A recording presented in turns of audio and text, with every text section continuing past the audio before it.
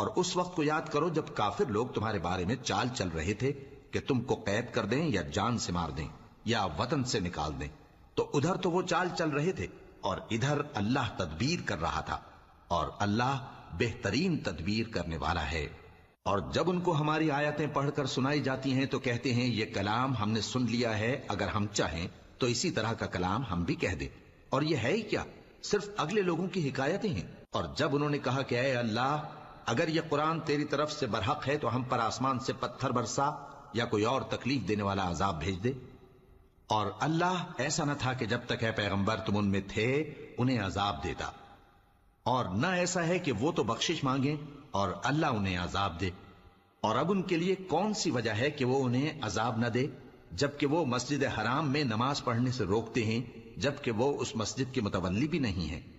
اس کے متولی تو صرف پرہیزگار ہیں، لیکن ان میں